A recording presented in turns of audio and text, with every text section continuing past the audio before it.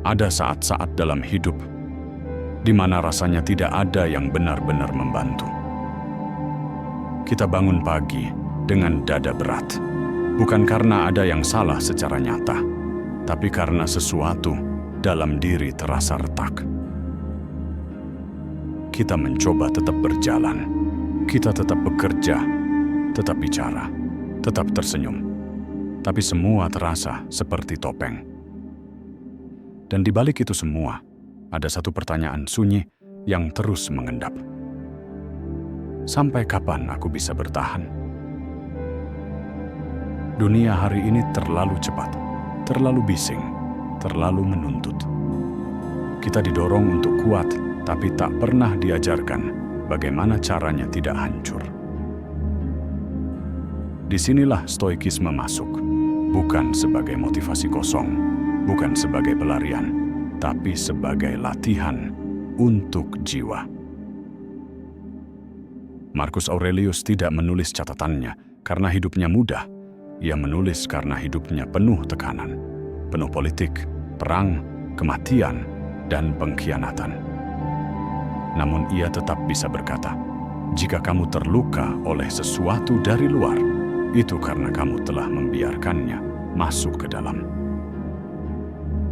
Dan disitulah pelajaran sejatinya, bahwa kehancuran tidak dimulai dari dunia, ia dimulai dari dalam. Stoikisme tidak menjanjikan kamu akan kebal, tapi ia melatihmu agar saat badai datang, kamu tidak roboh. Kamu berdiri, tapi penuh kekuatan. Hari ini, kita akan menelusuri 10 latihan kuno. Latihan yang bisa kamu ulang setiap hari, saat kamu merasa akan meledak, saat kamu ingin menyerah, atau saat semuanya terasa tidak adil. Latihan ini akan menjadi pondasi batin, bukan agar kamu tidak merasa, tapi agar kamu tidak dikendalikan oleh perasaan itu. Karena hidup ini bukan tentang menghindari luka, tapi tentang belajar untuk tidak hancur ketika luka itu datang. Dan jika kamu merasa seperti sedang dalam ambang batas, video ini bukan sekadar tontonan. Ini adalah peringatan lembut bahwa kamu masih bisa berdiri, bahwa kamu masih bisa memilih tenang. Dapatkan ketenangan batin dari filosofi dalam tiap minggunya. Klik subscribe sekarang dan izinkan kami menemanimu dalam perjalanan batin yang sunyi namun kuat. Sekarang, tarik nafas yang dalam, dan mari kita mulai perjalanan ini bersama.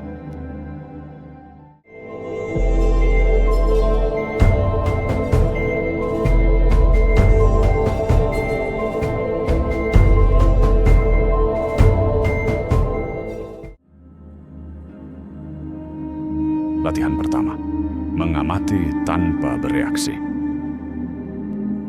Marcus Aurelius pernah berkata, jika kamu marah, jangan langsung bertindak. Diamlah. Biarkan jiwamu mengendap sebelum kamu bergerak.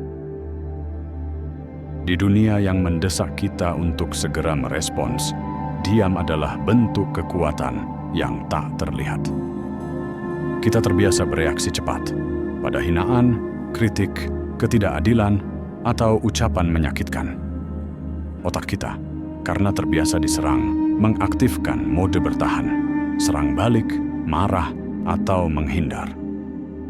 Tapi bagi filsuf Stoik, reaksi yang tidak dikendalikan adalah bentuk kehancuran jiwa yang paling halus. Bukan karena reaksinya salah, tapi karena kita memberikannya tanpa kesadaran.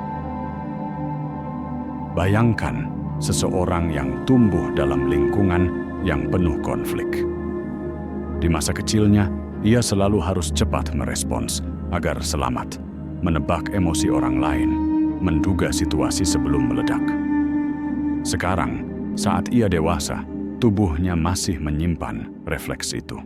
Saat ada suara keras, kritik, atau sindiran kecil, ia langsung tersulut. Bukan karena dia lemah, tapi karena dia tidak pernah diajarkan cara mengamati tanpa harus bereaksi. kita lupa bahwa tidak merespons bukan berarti kalah. Diam bisa menjadi bentuk kehadiran diri paling utuh. Sebab dalam diam, kita mendengar suara batin. Dan dalam suara batin, kita mulai memilih dengan sadar. Latihan ini bukan tentang menahan emosi, tapi tentang menunggu sampai kamu bisa memilih daripada dikendalikan oleh impuls. Jangan buru-buru menjawab dunia. Tidak semua hal pantas mendapatkan reaksimu. Kadang, kekuatan sejati bukan terletak pada apa yang kamu lakukan, tapi pada apa yang kamu izinkan untuk tidak kamu lakukan. Diam bisa menjadi perlindungan paling kuat untuk batin yang sedang belajar berdiri kembali. Latihan kedua, membedakan apa yang bisa dan tidak bisa kamu kendalikan. Marcus Aurelius berkata, kamu punya kekuatan atas pikiranmu, bukan atas peristiwa luar. Sadari ini, dan kamu akan menemukan kekuatan. Inilah inti dari stoikisme. Tidak semua hal bisa kamu ubah, tapi kamu selalu bisa memilih bagaimana kamu menghadapinya. Banyak dari penderitaan kita bukan berasal dari kejadian itu sendiri, tapi dari keinginan untuk mengontrol sesuatu yang berada di luar jangkauan kita. Kita ingin orang lain berubah, kita ingin dunia lebih adil, kita ingin masa lalu tidak terjadi. Dan saat semua itu tak berjalan sesuai harapan, kita tersiksa, bukan karena kenyataan, tapi karena perlawanan kita terhadapnya. Bayangkan seseorang yang mengalami hubungan yang penuh pengkhianatan. Ia sudah memberikan segalanya, waktu, cinta, kepercayaan, tapi akhirnya dia dikhianati. Setelah itu, ia menyalahkan dirinya setiap malam. Seandainya aku lebih baik, seandainya aku bisa melihat tanda-tandanya lebih awal, seandainya aku bisa mengubah dia. Ia mencoba mengendalikan masa lalu, mengutuk keputusan yang sudah lewat, dan perlahan ia hancur dari dalam. Padahal ada satu hal yang belum ia lihat, bahwa kesembuhan tidak terletak pada mengubah yang sudah terjadi, tapi pada menerima apa yang tidak bisa dikendalikan dan merawat apa yang bisa, seperti pikiran kita, tindakan kita, nilai kita. Itulah ranah sejati kendali.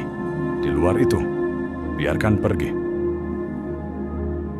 Kamu tidak gagal hanya karena kamu tidak bisa mengubah semuanya. Kamu justru tumbuh saat kamu mulai menerima bahwa kedamaian bukan berasal dari dunia yang sempurna, tapi dari kemampuan untuk tetap tenang, bahkan saat dunia menolak berubah. Latihan ketiga, menulis dialog batinmu agar kamu tak terseret oleh pikiran sendiri. Epictetus berkata, bukan kejadian yang menyakitimu, tapi penilaianmu terhadap kejadian itu. Sebagian besar penderitaan kita tidak datang dari kenyataan, tapi dari narasi di kepala kita tentang kenyataan itu. Kita mengalami satu momen penolakan, lalu pikiran kita menulis ribuan paragraf. Aku memang tidak cukup baik, semua orang akhirnya meninggalkanku. Aku gagal. Dan tanpa sadar, kita bukan hanya terluka oleh momen itu, tapi oleh cerita internal yang tak pernah kita pertanyakan. Bagi para Stoik, dialog batin adalah arena utama. Di sanalah pertarungan dimulai. Dan latihan ini menantangmu untuk duduk, menuliskan apa yang sebenarnya kamu pikirkan dan melihatnya apa adanya. Ada seorang wanita muda berjuang dengan anxiety berat. Setiap kali ia akan berbicara di depan umum, pikirannya mulai berbisik, kamu akan gagal. Mereka akan menertawakanmu. Kamu bukan siapa-siapa. Ia tidak pernah melawan suara itu. Ia hanya percaya dan membiarkan kecemasannya membeku menjadi kenyataan. Hingga suatu hari, ia menulis semua yang ia pikirkan, tanpa sensor, tanpa penilaian. Kemudian, ia membacanya ulang dengan mata yang jernih. Apakah semua ini fakta, atau hanya asumsi yang kubangun sejak dulu? Dengan menulis, ia memberi jarak antara dirinya dan pikirannya, dan dalam jarak itu, lahirlah keheningan, kejelasan, kendali. Inilah yang dilatih oleh para filsuf Stoik, memisahkan fakta dari fantasi batin. Tidak semua pikiranmu perlu dipercaya. Beberapa di antaranya hanyalah gema dari masa lalu yang belum kau sembuhkan. Dan saat kamu mulai memandang pikiranmu sebagai sesuatu yang bisa diamati, kamu telah mengambil kembali kekuasaan atas batinmu sendiri. Latihan keempat, mempraktikkan negative visualization, menghadapi kehilangan sebelum ia datang. Seneca berkata, bukan kematian yang harus kita takuti, tapi ketakutan akan kematian. Dalam hidup kita sering terperangkap dalam ilusi bahwa segala sesuatu akan berjalan sesuai harapan, bahwa kita aman dari kehilangan, sakit, dan kegagalan. Namun, justru ketidaksiapan itulah yang membuat jatuhnya begitu menyakitkan. Negative visualization adalah latihan di mana kita membayangkan secara sadar kehilangan sesuatu yang kita cintai, pekerjaan, hubungan, kesehatan, bahkan kebebasan. Tujuannya bukan untuk bersedih, tapi membiasakan diri menghadapi kemungkinan pahit agar ketika kenyataan datang, kita tidak hancur berkeping-keping. Bayangkan seseorang yang sangat bergantung pada pekerjaannya untuk harga diri dan keamanan finansialnya. Setiap malam, ia duduk diam, membayangkan skenario terburuk, kehilangan pekerjaan, kesulitan membayar tagihan, rasa malu, dan kegagalan.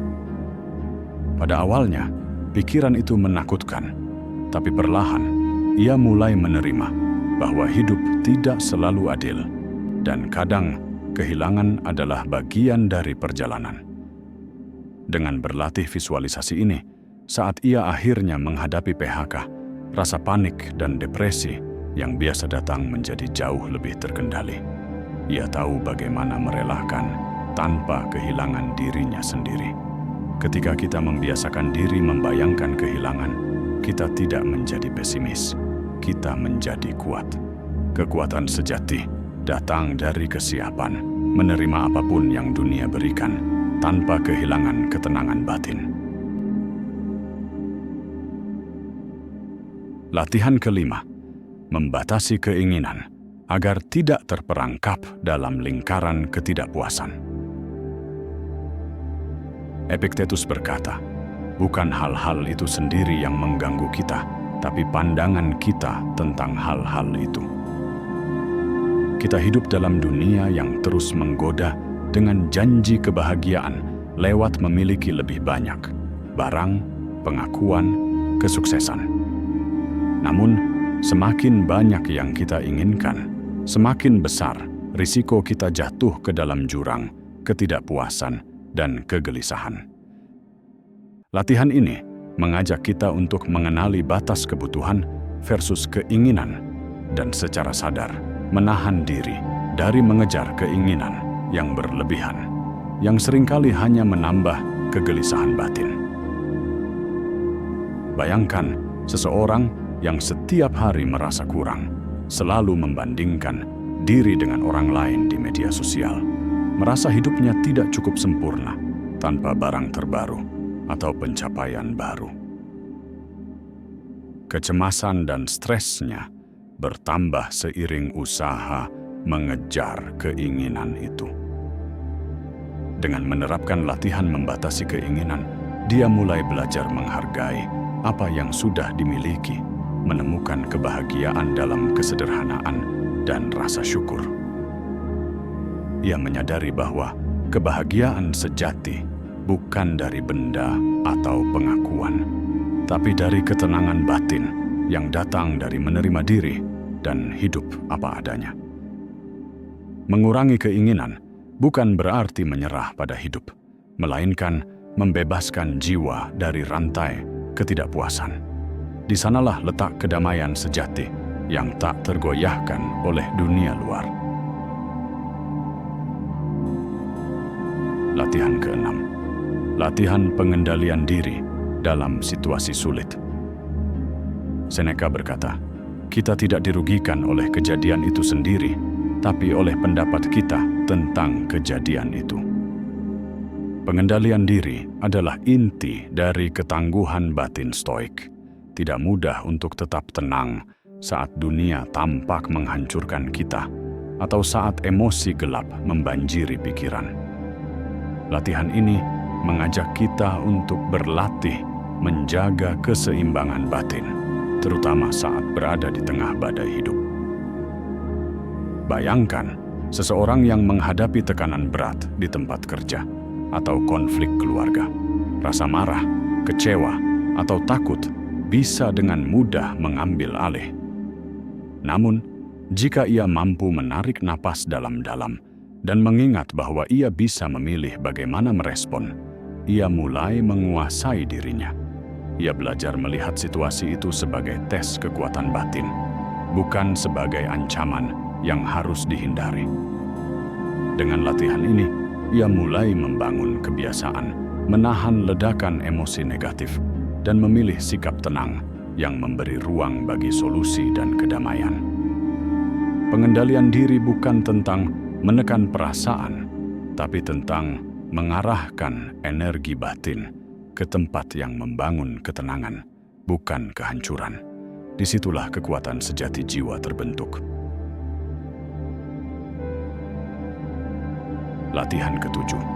Menerima ketidaksempurnaan diri dan dunia.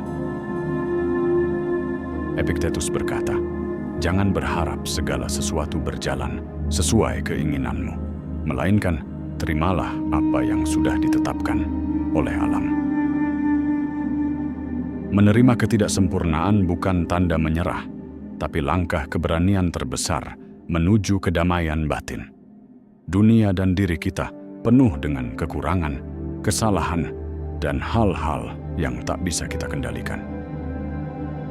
Latihan ini mengajak kita untuk berhenti melawan kenyataan yang tak bisa diubah dan mulai menerima apa adanya. Bayangkan seseorang yang merasa gagal karena tidak bisa memenuhi ekspektasi diri atau orang lain. Kekecewaan dan rasa malu bisa membuatnya tenggelam dalam putus asa. Namun, saat ia belajar menerima bahwa kegagalan adalah bagian dari proses manusia dan bahwa ketidaksempurnaan itu alami, beban itu perlahan menghilang. Ia mulai menyayangi dirinya apa adanya dan tidak lagi membandingkan dirinya dengan standar yang tak realistis.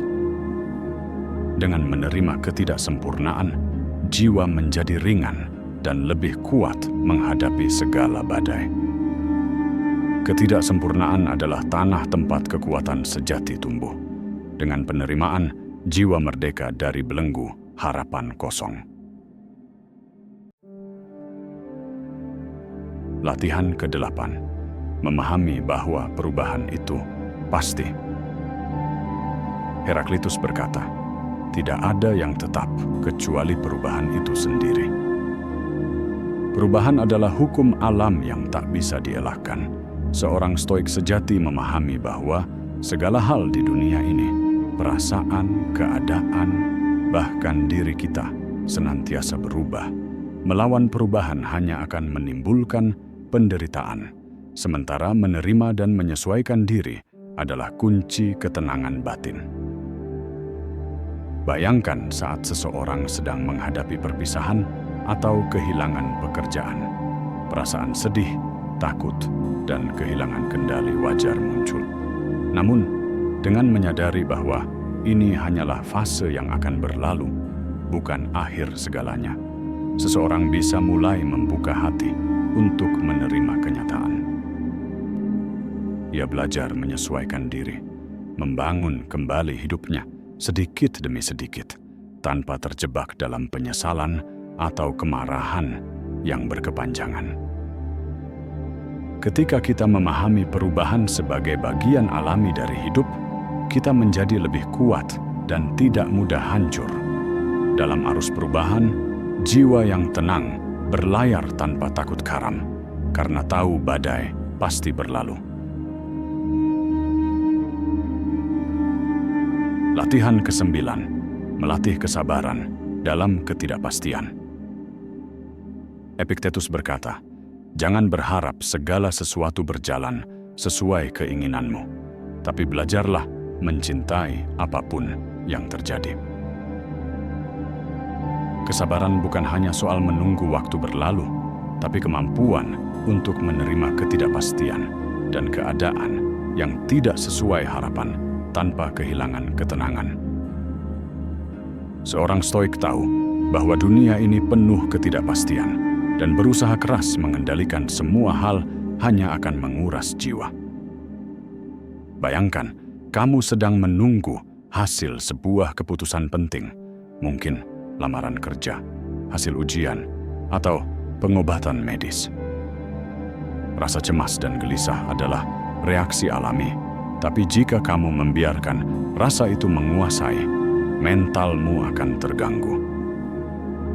Dengan melatih kesabaran, kamu belajar duduk tenang bersama ketidakpastian itu, memberi ruang bagi pikiranmu untuk tetap jernih dan tidak terjebak dalam kekhawatiran yang berlebihan.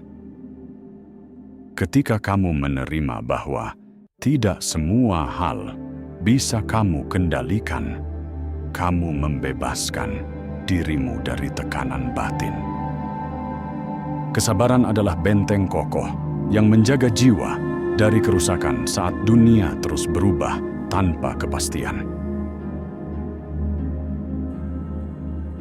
Latihan ke-10, menjadi pengamat diri sendiri tanpa penghakiman. Marcus Aurelius berkata, "Jangan biarkan dirimu dihakimi oleh pikiran yang tidak terkendali. Amati mereka dengan ketenangan dan kebijaksanaan." Latihan terakhir ini mengajak kita untuk menjadi saksi yang tenang terhadap apa yang terjadi dalam pikiran dan emosi kita. Bukan untuk menghakimi atau menyalahkan diri, tapi untuk mengenali pola dan pemicu yang mengganggu kedamaian batin. Saat kamu merasa marah, cemas, atau sedih, cobalah untuk tidak langsung bereaksi. Sebaliknya, perhatikan perasaan itu dengan rasa ingin tahu, seperti seorang ilmuwan yang mengamati fenomena tanpa prasangka. Misalnya, saat rasa takut muncul menjelang presentasi penting, amati bagaimana tubuhmu merespon, pikiran apa yang muncul, dan bagaimana perasaan itu bergerak. Dengan tanpa menghakimi, kamu membangun jarak sehat antara dirimu dan emosi yang muncul, sehingga tidak mudah terbawa oleh gelombang perasaan negatif. Menjadi pengamat tanpa penghakiman adalah seni membebaskan diri dari rantai emosi yang merusak dan menemukan ketenangan yang sejati dalam diri. Mungkin kita semua sedang belajar memeluk luka yang tak terlihat oleh mata. Luka yang bukan untuk disembuhkan dengan cepat atau dilupakan begitu saja, melainkan untuk dipahami secara penuh. Dari mana asalnya, bagaimana ia mengubah kita, dan mengapa ia terus hadir dalam keheningan batin kita. Dalam hidup yang fana ini, kita sering mencari pengertian dan penerimaan dari luar, dari orang lain, berharap mereka mengisi kekosongan yang ada di dalam. Namun, Stoik mengajarkan kita bahwa ketenangan sejati bukan datang dari dunia luar yang tak menentu, melainkan dari dalam diri sendiri yang kokoh. Menghadapi diri sendiri bukanlah hal mudah. Ia membutuhkan keberanian untuk menatap bayangan gelap yang selama ini kita hindari, emosi yang merusak, ketakutan yang membelenggu, dan harapan yang hancur. Tapi ketika kita berani duduk bersama luka itu, tanpa menghakimi, tanpa melarikan diri, kita mulai memahami bahwa kekuatan sejati lahir dari ketabahan menerima segala sesuatu sebagaimana adanya. Seperti baja yang ditempa api, jiwa kita ditempa oleh penderitaan dan kegelisahan. Namun, setelah ditempa, ia menjadi lebih kuat, lebih tahan terhadap guncangan hidup. Di sanalah kita menemukan ketenangan, bukan karena dunia menjadi mudah, tapi karena kita menjadi tak tergoyahkan. Biarkan perenungan ini menjadi cahaya kecil yang membimbingmu dalam keheningan malam batinmu.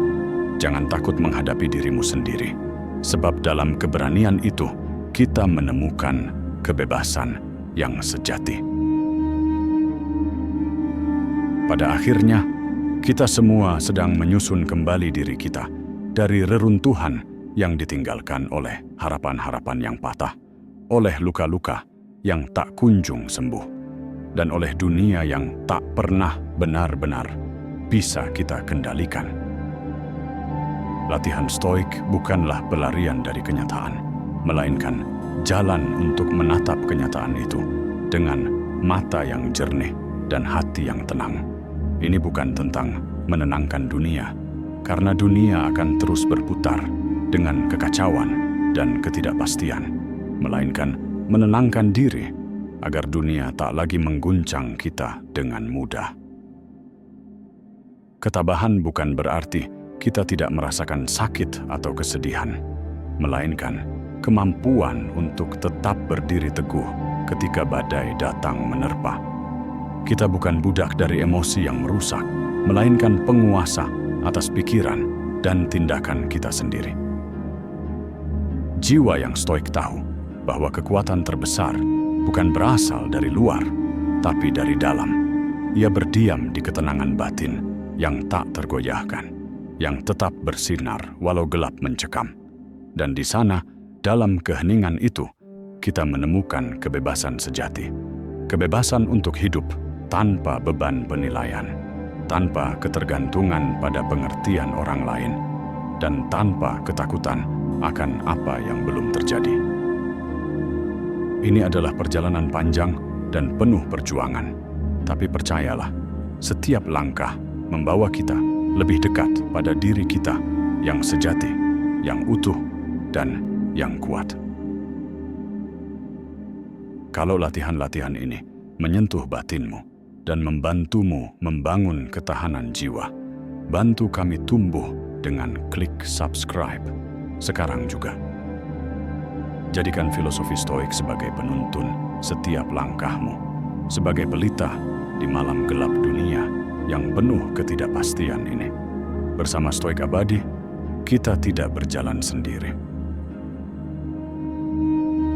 Latihan mana yang paling menyentuh jiwamu? Apa pengalaman terberat yang pernah kamu hadapi, dan bagaimana kamu berusaha menghadapinya dengan ketenangan batin? Ceritakan di kolom komentar. Suaramu mungkin menjadi cahaya untuk jiwa lain yang sedang tersesat dan mencari jalan pulang. Jika kata-kata ini menyentuh batinmu, mungkin jiwamu sedang memanggilmu pulang. Ikuti perjalanan ini bersama kami di Stoik Abadi, tempat di mana ketenangan, kekuatan, dan kebijaksanaan menjadi jalan hidup. Terima kasih telah hadir.